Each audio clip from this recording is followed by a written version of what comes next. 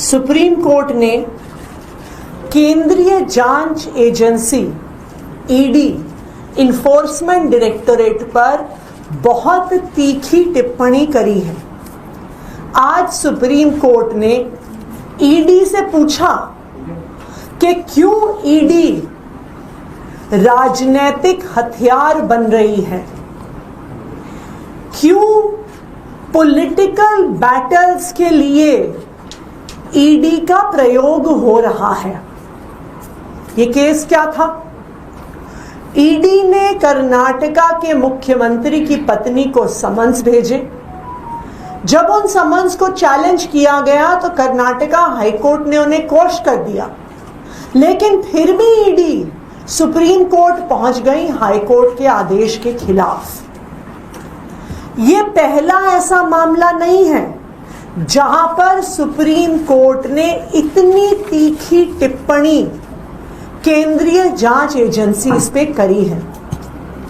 जब अरविंद केजरीवाल जी को supreme court ने बेल दी तो इसी तरह से सुप्रीम कोर्ट ने तीखी टिप्पणी करी और कहा कि केंद्रीय जांच एजेंसियां पिंजरे में बंद तोते की तरह हैं और अरविंद केजरीवाल जी की गिरफ्तारी एक दुर्भावना के तहत हुई थी। तो सुप्रीम कोर्ट बार बार ईडी को, सीबीआई को कह रहा है, बार बार ये टिप्पणियां कर रहा है कि इन केंद्रीय जांच एजेंसियों का राजनीतिक कारणों से दुरुपयोग हो रहा है। और आज फिर से ऐसी तीखी टिप्पणी सुप्रीम कोर्ट ने करी। हम पिछले कुछ सालों का ईडी, सीबीआई का, केंद्रीय जांच एजेंसियों का इतिहास देखें। संजय सिंह जी को एक एक करके सबको गिरफ्तार किया, लेकिन ₹1 का भी प्रोसीड्स ऑफ क्राइम केंद्रीय जांच एजेंसियां नहीं दिखा पाई। इसी तरह से झारखंड मुक्ति मोर्चा के नेता और झारखंड के तब मुख्यमंत्री हेमंत सोरेन जी को भी ईडी ने टारगेट किया। टीएमसी के अभिषेक बैनर्जी को टारगेट किया। आरजेडी के पूरे लीडरशिप को ईडी ने बिहार चुनाव से पहले अलग अलग केसों में फंसाने की कोशिश करी।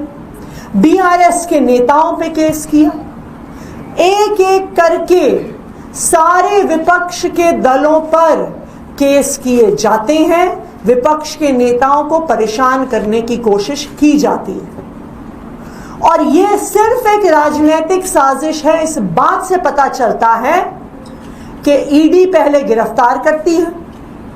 ईडी के पास, ईडी के केसेस में पीएमएलए में बेल का कोई प्रावधान नहीं है, जेल में रखा जाता है और जब सुप्रीम कोर्ट बेल दे देता है तो उन केसेस को अगले चुनाव तक ठंडे बस्ते में डाल दिया जाता है। जब फिर से चुनाव आता है तो ठंडे बस्ते से निकालकर फिर से विपक्ष के नेताओं को परेशान करने की कोशिश की जाती है। लेकिन आज सुप्रीम कोर्ट ने एक बार फिर केंद्रीय जांच एजेंसियों को, सीबीआई को, ईडी को एक्सपोज कर दिया है और दिखा दिया है कि किस तरह से भारतीय जनता पार्टी और उनकी केंद्र सरकार इन केंद्रीय जांच एजेंसीज का मिसयूज कर रही है। Thank you.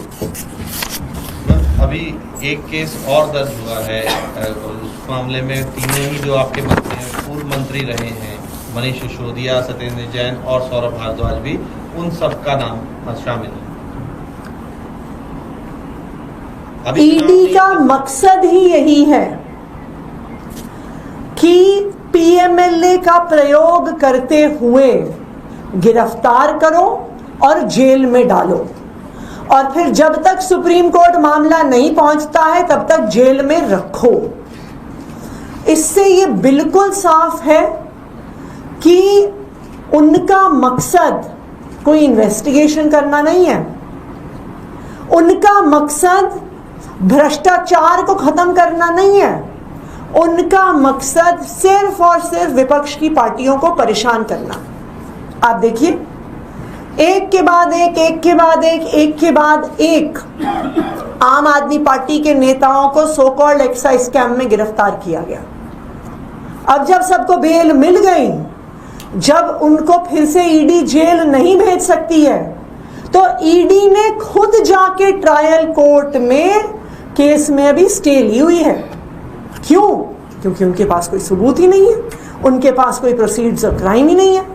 अब फिर से किसी नेता को जेल में डालने के लिए फिर से कोई नया केस रजिस्टर करना होगा, फिर से पीएमएलए में गिरफ्तारी करनी होगी, तभी वो किसी नेता को जेल में डाल सकते हैं। तो ये अब ईडी का नया एसओपी है, स्टैंडर्ड ऑपरेटिंग प्रोसीजर। नए नए केस करो, उन केस में नेताओं को जेल में डालो, जब तक उनको सुप्रीम कोर्ट से बेल नहीं मिलती है उनको उस केस में जेल में रखो। फिर उसके बाद बेल मिल जाती है तो कोई नया केस ढूंढो, फिर से गिरफ्तार करने की कोशिश करो। परंतु आज की सुप्रीम कोर्ट की टिप्पणी ने ये साफ कर दिया है, एक्सपोज कर दिया है। आप